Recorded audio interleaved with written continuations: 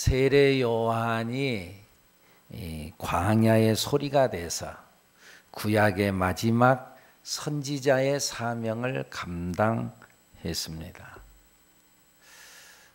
하나님께서는 많은 선지자들을 구약 시대에 보냈는데, 그런데 정말 해도 말을 안 들으니까 하나님께서 말라기 선지자를 끝으로 침묵에서 입을 닫아버렸어요. 우리 말이 안 통하면 너랑 말 안 해. 그런 경우 있잖아요. 이거 뭐 안 통하니까. 하나님께서는 근데 우리는 말 안 해 해놓고도 몇 시간 지나면, 며칠 지나면 말하잖아요. 안 해요. 해요. 근데 하나님은 한 번 삐져가지고 말 안 하면은 400년 동안 말 안 해버려요. 그래서 400년 동안 선지자를 안 보냈어. 더 이상 너희들하고는 안 되겠다. 그래서 400년 만에 예수님 전 세례 요한, 예수님이 오시기 전 6개월 전에 세례 요한을 이 땅에 낳게 하시고, 때가 됐을 때 하나님께서 세례 요한을 일으켜서 하나님의 일들을 감당하게 했어요. 그래서 그는 광야에 외치는 자의 소리다. 하나님의 말씀을 전하는 소리다. 예수님께서 오신다고 하는 소식을 전하는, 나는 소리다, 소식이다. 그러면서 사명을 감당했어요. 근데 어느 날 진짜 그 예수님께서 세례 요한에게 와가지고 세례 받겠다고 찾아왔어요. 이 세례 요한이 깜짝 놀라죠. 내가 당신에게 세례를 받아야 되는데 당신이 어떻게 내가 세례를 받습니까? 하나님의 뜻이니까 행해라. 순종하지요. 근데 이때 세례 요한이 오시는 예수님을 보고 하시는 말씀이 세상 죄를 지고 가는 어린 양을 보라. 그런 말을, 세상 죄를 지고 가는 하나님의 어린 양이다 하고 선언을 합니다. 예수님이 세상 죄를 지고 가는 하나님의 어린 양이다. 그 의미가 레위기서 16장에 보면 나타나져 있는데, 이스라엘 백성들은 자기들이 죄 지은 바를 하나님 앞에 용서받기 위해서 1년에 한 번씩 하나님 앞에 나와서 제사를 드리며 죄 용서를 받습니다. 그날이 대속죄일이다. 근데 그때 하나님 앞에 나갈 때 염소 2마리를 끌고 가요. 그래서 한 마리는 제물로 해가지고 하나님 앞에 드리고, 제물로 내 죄를, 모든 죄를 이 제물과 함께 내 죄를 다 씻어내 달라고. 그래서 이 염소, 이 양을 잡아가지고 그래서 하나님 앞에 드립니다. 하나님 앞에. 그러면 제사장은 이제 그 피에 힘입어서 이제 지성소에 들어가서 우리의 모든 죄를 끌어안고 하나님 앞에 고백하고 용서를 받게 됩니다. 그리고 나와서는 또 그 다음에 또 한 마리의 양, 또 한 마리, 그것을 머리 위에 손을 얹고 내 모든 죄를 또 거기에 다 뒤집어 씌우고, 그 다음에 이 제물을 이제 광야로 끌고 가서, 끌고 가서 거기에서 이제 더 이상 이 제물이 돌아올 수 없을 정도까지 멀리 끌고 갔다 거기다 놔두고, 끈을 끌고 갔다가 끈을 놔두고 사람만 돌아와요. 그러면은 이 제물이 거기에서 춥고 배고프고, 낮에는 덥고 목마르고, 혹은 또 어떤 맹수에 의해서 잡혀먹게 되지요. 이 양을 성경은 뭐라 그러냐? 아사셀 양이라 그렇게 말을 합니다. 아사셀 양. 왜 아사셀 양이라 그러냐 하면은, 광야에는 광야를 지배하는 마신, 마귀, 악마, 사탄이 있는데 그 마신에게 바치는 제물이다. 한 마리는 하나님께 바치고 한 마리는 마신에게 바친다는 거죠. 근데 사실은 이 마신에게 바치는다는 의미보다는 우리의 모든 죄악이 사탄에게서부터 왔으니까 이 모든 죄를 뒤집어 씌워서 그 모든 죄를 너에게 다시 돌려보낸다. 그런 의미가 거기에 담겨 있습니다. 모든 죄가 너에게 다시 다 돌아가 너에게로부터 왔으니까 그러니까 너에게 다시 돌려보낸다는 의미가 거기에 있다 그 말입니다. 그래서 아사셀 양은 인간의 모든 죄를 지고 막막한 광야로 나가서 갈증과 배고픔, 추위와 더위 그리고 그 무서움, 맹수들이 있는 그 무서움 속에서 시달리다가 결국은 비참하게 죽게 됩니다. 그런데 이 세례 요한은 자기에게 찾아오는 자기에게 오는 그 예수님을 바라보면서 하는 말이 세상 죄를 지고 가는 어린 양이다. 그 아사셀 양을 생각했어요. 예수님을 보면서 사람들의 모든 죄를 짊어지고 가는 정말 한 번도 가본 적이 없는 막막한 외롭고 고독하고 춥고 배고픈 그를 향해 가는 그 양을 예수님을 보면서 생각했어요. 그래서 예수님을 향하여 세상 죄를 지고 가는 어린 양이다. 그렇게 불렀어요. 그래요. 예수님께서는 세상 죄를 짊어지고 가는 어린 양으로 오셔서 그래서 순종의 제물이 되셨어요. 아사셀 어린 양이 되어서 우리의 모든 죄를 짊어지고 무섭지만은 마귀에게 다시 다 돌려주기 위하여서 그 길을 걸어갔다 그 말이죠. 물론 그 길이 쉽지 않아요.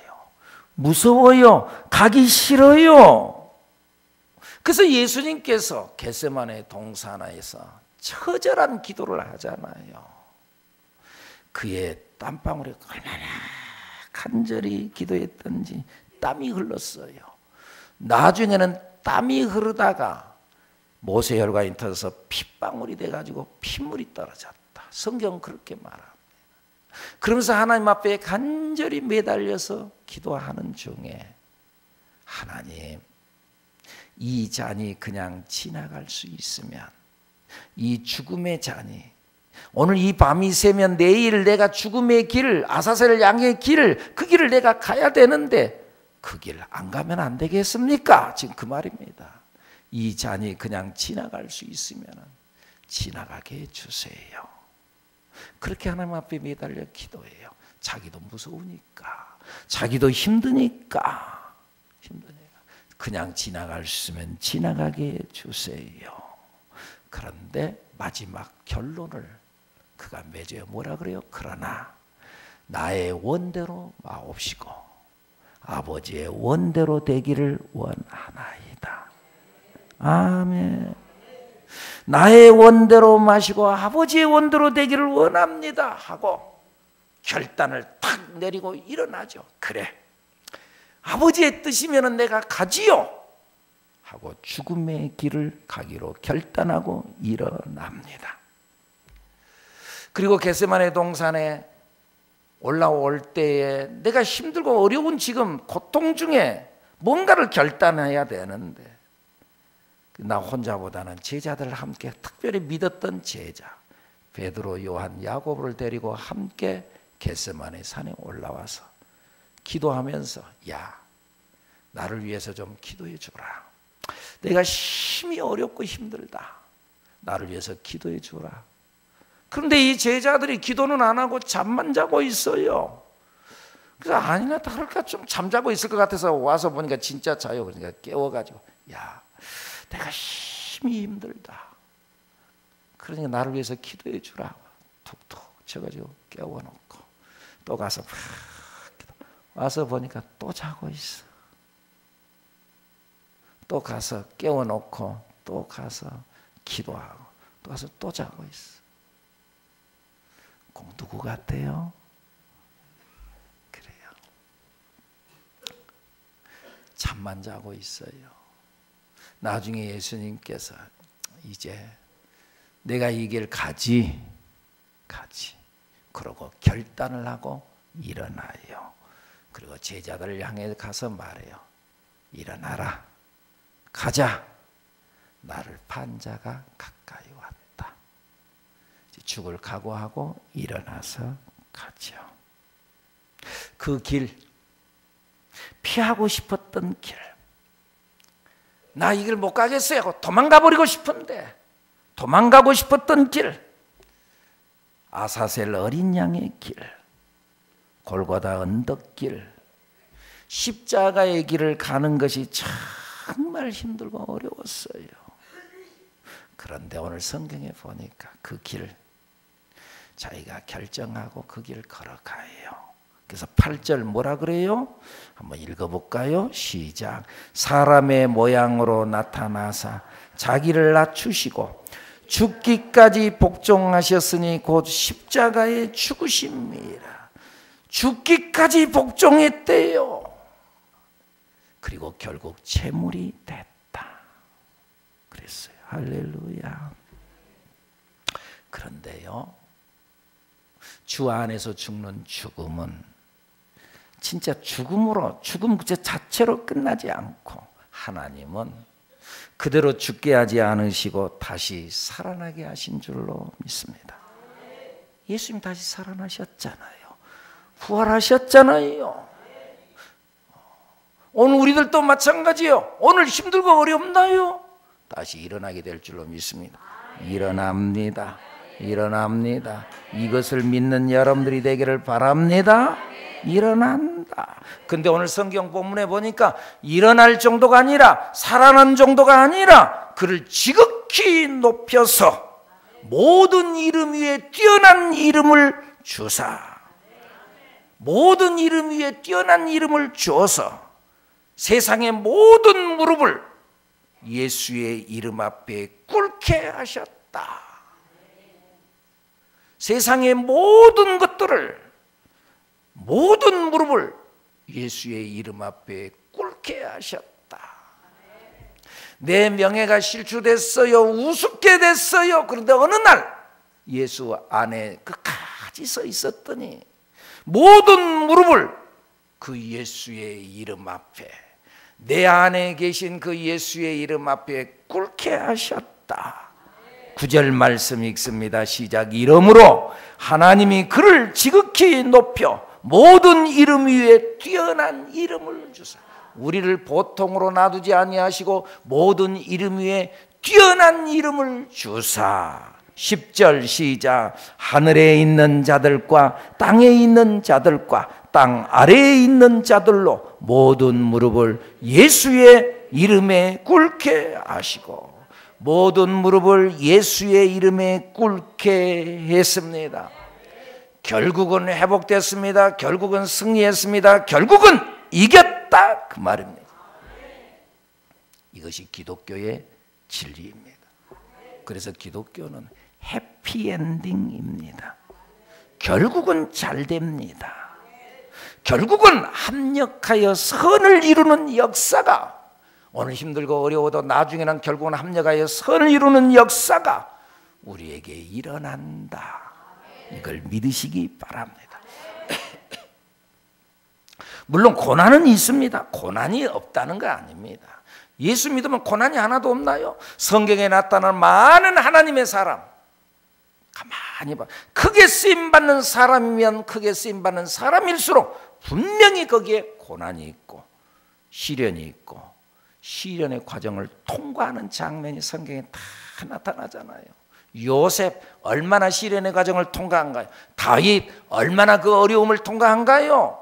다니엘 사자굴 속에까지 들어가고 죽음의 위기 속에 들어가고, 다니엘의 세 친구는 아예 불 속에까지 들어가고, 그래도 그 속에서 하나님께서 건져내 주시는 역사, 해피엔딩. 결국 과정은 어렵지만은 끝내는 좋다. 그러니까 우리 예수 믿는 사람들의 배짱은 다 같이 함께 볼까요? 끝에 가서 봅시다. 끝에 가서 보자. 아멘. 지금 당장 당신이 나를 무시해. 뭐 어때? 끝에 가서 보자. 끝에 가서 보자. 우리 예수 믿는 사람의 배짱, 끝에 가서 봅시다. 결국은 잘 되니까. 지금 현재 이 어려움과 이 시련은 과정이에요. 과정. 우리 교회에서 실시하고 있는 제자 훈련을 우리는 프로세스라 그런 이야기를 해요. 프로세스다. 과정이라는 거예요. 제자 훈련이 어떤 프로그램이 아니고 어떤 프로젝트가 아니고 이거 하나 딱 하면은 됐죠? 끝. 그게 아니고 프로세스다. 과정이다. 공정이다. 공정. 공장에 가면 컨베이어 벨트가 돌아가면서 여기서 조립이 탁 되고, 그 다음에 저기 가서 뭐가 탁 들어가고, 그 다음에 저기 가서 나사가 탁 조여지고, 그래서 쭉 돌아오면은 맨 끝에 가면은 완성품이 돼가지고 탁 나오는 것처럼 신앙은 과정이다. 과정을 지난다. 이 신앙의 과정을 지나고 나면은, 공정이 지나고 나면은 그 안에서 그리스도의 제자가 되어 나온다. 공정이 지나면 그리스도의 군사가 되어서 나온다. 그 말이죠. 우리 교회에도 청년들이 이렇게 이제 젊은 남자 청년들이 다 군대에 가죠. 그냥 저 군대에 가서 저 군인 될 만할까? 저래 하면 안 될 것 같네. 근데요, 이 군대에 가서 훈련소 4주 교육이 딱 끝나고 나면은 부모들한테 편지가 와가지고 언제 수료식이 있으니까 오세요. 지금 요즘에는 그래요. 옛날에 우리 때는 그런 것이고 뭐가 들어가면은 한 1년 후에 첫 휴가 한번 내보내주니까. 그래. 근데 지금은 4주가 끝나면은 부모님들한테 오라 그래. 근데 그놈이 부모는 옛날 그 아이만 생각하고 딱 갔는데, 눈에가 불이 팍팍 튀어고 있고, 군기가 바짝 들어가지고 있고, 부모님을 딱 보자마자 엄마 뭐 이래 안 오고 보죠. 딱 보자마자 충성 탁 하고 말이죠. 그죠? 장로님은 딸만 있으니까 그런 경험이 없겠군요. 그래요. 4주만 지나면 처음에는 그 별로 이게 뭐 되나 근데 그 과정이 지나가면 첫날은 뭐하고 둘째 날은 뭐하고 일주일 지나고 난 후에 2주째는 뭐하고 그 과정이 다 지나고 나면은 군인이 돼가지고 탁 나온다 그 말이죠. 과정이죠.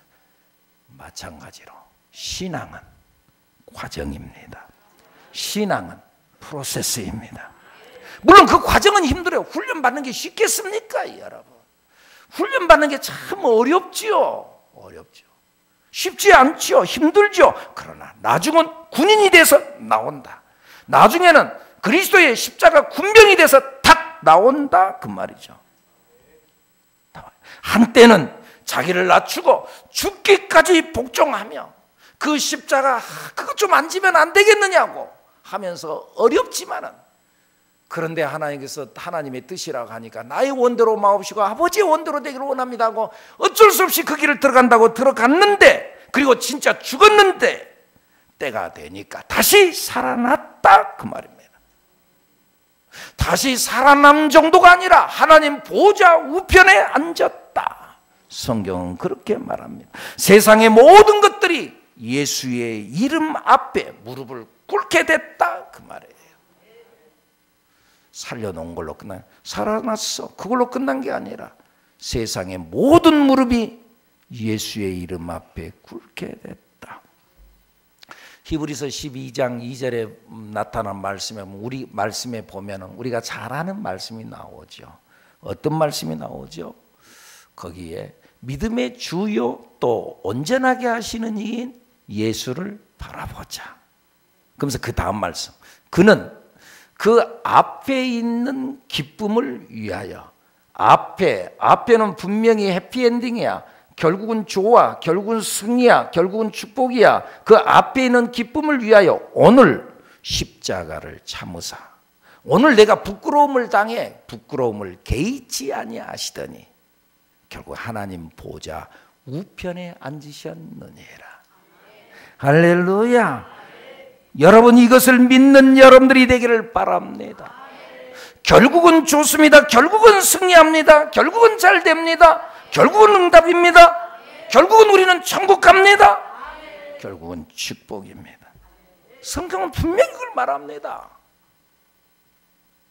마태복음 5장 팔복을 시작하면서 말하는데, 팔복 마지막 부분에 보면 나로 말미암아 너희를 욕하고 박해하고 거짓으로 너희를 거슬러 모든 악한 말을 할 때에는 기뻐하고 즐거워하라. 하늘에서 너희의 상이 크미니라.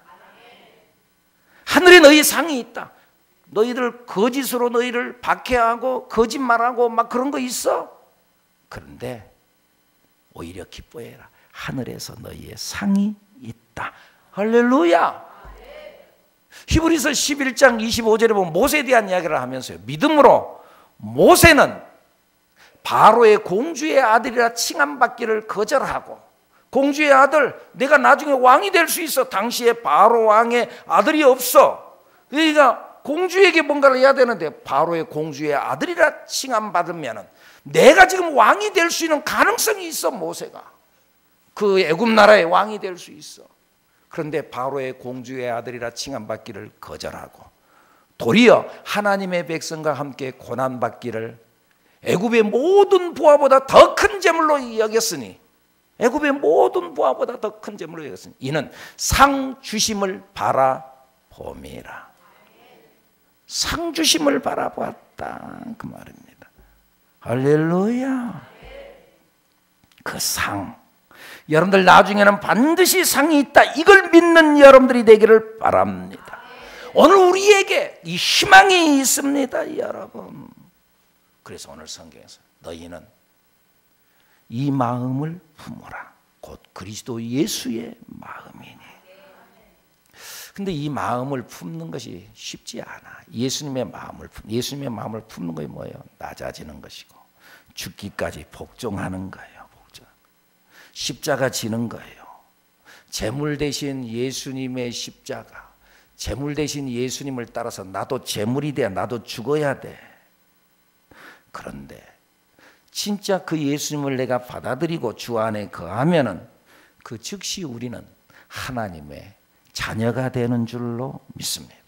자녀의 권세, 요한복음 1장 12절에 뭐라 그래요? 영접하는 자, 곧 내 이름을 믿는 자들에게는 하나님의 자녀가 되는 권세를 주어. 자녀가 권세래, 권세, 힘이래, 힘. 그러니까 세상의 모든 세력이 우리 속에 계시는 예수의 이름 앞에 무릎을 꿇게 된다. 할렐루야. 우리는 이 믿음을 갖는 여러분들이 되기를 바랍니다.